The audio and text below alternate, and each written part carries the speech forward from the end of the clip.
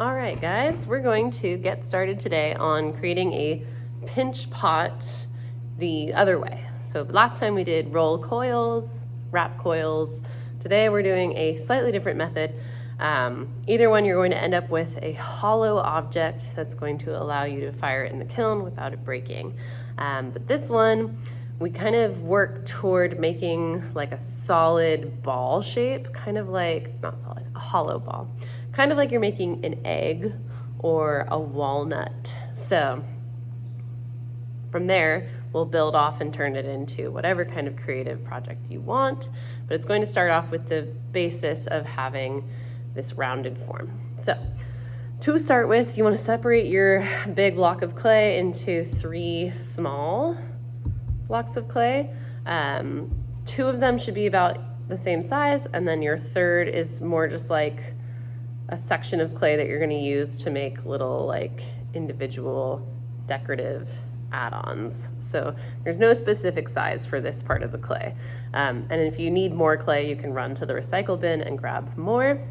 But these 2 balls, you want them to be the same size. So what I've done is I've taken those little bits of clay and I'm going to roll them around in my hands till I have a nice symmetrical spherical form. All right, and I'm gonna do the same with this one. And you're just kind of applying pressure from above and holding stable pressure from below. And just try to be careful when it starts to like turn into an egg shape. You want this to be round all the way around. If you see any big cracks, keep rubbing, keep smoothing until it's a completely smooth ball. You don't want any big cracks in there.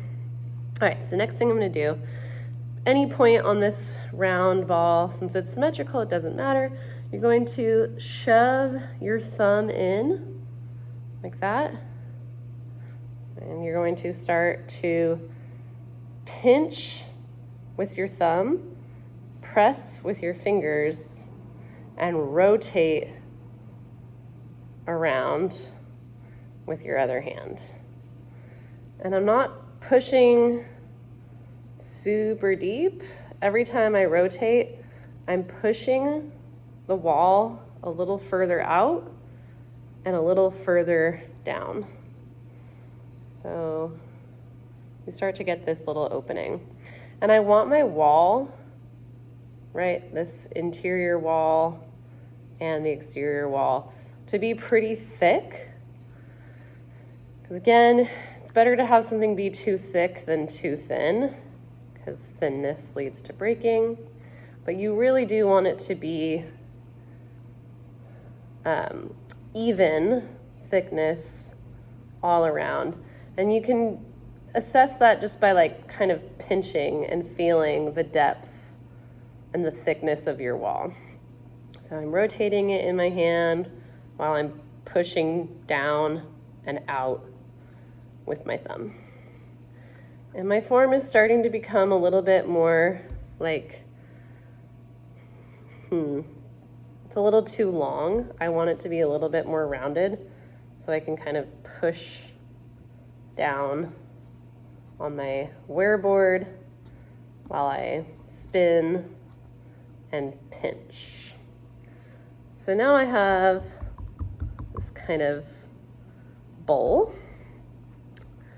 And I don't know if you can see how wide my wall is, but it's definitely not, thinner than my pinky, right? I'm gonna do the same thing on the other one. Thumb pushes in.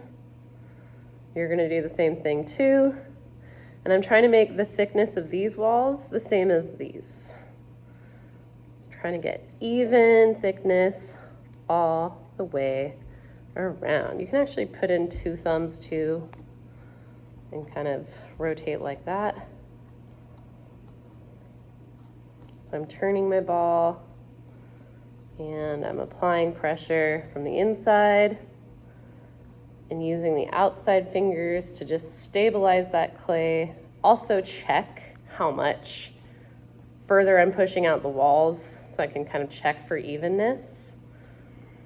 I'm not getting too thin with my walls. Really don't want overly thin walls.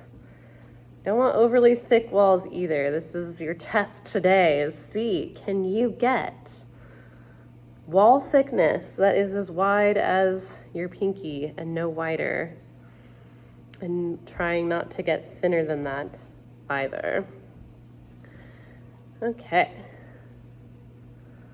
If you want the technical specific, you'd say 3/4 of an inch. All right, so now I see that I have a lot of stretch marks. I'm gonna try to just smooth those out before I continue on both sides. You smooth them out by pressing against the grain. So if your line looks like this, you wanna push this way, not this way. So you're pushing against it to seal it off. Okay, now that I have these two forms, they're even in size, kind of. Mine's a little bit off, so I'm gonna just kind of stretch it a little bit more till they are close to that even thickness. Now I'm ready to connect these two walls. So this wall is gonna connect to this wall. The way to do that is to score and slip, right? A very fundamental ceramic objective. So I'm poking holes with my fork to create little holes, and these holes are going to create aeration, right? It's going to create air pockets on this side and air pockets on this side. What that's doing is creating more surface area on your clay, and that is going to create little vacuums, little suction spots. And when you do that, and you put a little bit of your slip, right? I've got my little wet slip glue. When you put that on one side and you put it on the other, you don't have to get it crazy wet. This is already pretty wet clay, so I'm not needing to do a whole lot. But what you're doing is that liquid is going to go into each of these holes, and that air, that little vacuum effect that's happening, is going to create more opportunities for bondage. So that kind of sucking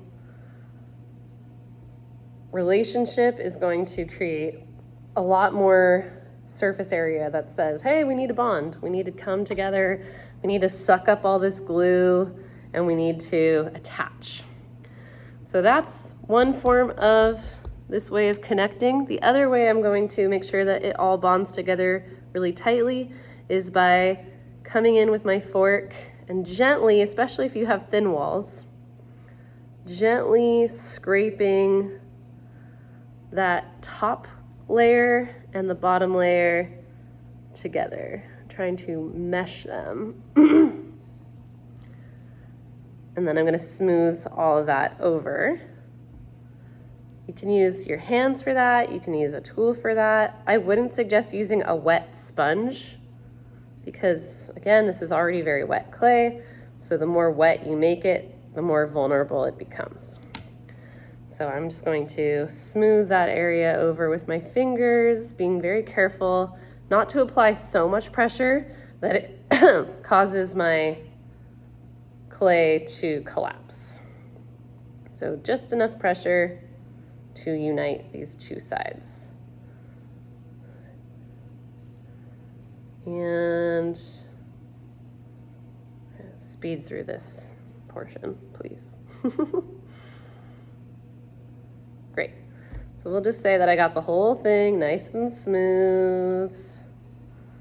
I can round up areas if I want. But I'm gonna end up turning mine into a little cat because I was thinking about that Venus of Willendorf, right? The original statue, the oldest statue that we have, right? It's made out of clay. It's 30,000 years old. It's one of the earliest pieces of art we have, and we don't know why they made it. And we speculate that it could have been an object of worship or some kind of ritual object for, some kind of sacred activity. And I just like to think about this project as an opportunity to think about like what's important to me, what do I hold kind of sacred, or what would I want to make an object that's going to last forever that represents my life. And it's kind of basic, but like I love cats. And I think I'm just gonna make that, and you guys don't have to think too heavy or deep about this. You can literally just be like, well, I just want to make this object. But sometimes the objects that you make are kind of representative of who you are. They don't need to go that deep. So I'm going to make my little cat. One thing that we do have to note, when you're making this object, it is a solid object still. There's air in the middle. But if you were to just put this in the kiln as is, it would combust, right? The air in the middle would become compressed and it would go. So you have to create a little escape hole for the air. So you can take a toothpick, you could take a pencil. I'm using a ribbon tool, and I'm just pushing in and creating a little hole, allowing the air to escape out. And that can be the bottom or it can be the top of your object. Doesn't matter. It can be the side. You can make holes all over it as part of the decoration if you want. So I'm going to make a cat, like I said, and I have pre-rolled a couple little shapes to do that, so that you don't have to watch me roll a bunch of shapes. So I'm gonna take my little shapes and I'm gonna start slapping them on where I want them. Before I score and slip, I just wanna lay out where my shapes are gonna go so that I know I like where it is before I commit to scoring and slipping. There's my cat ears, my cat mouth, there's my cat nose.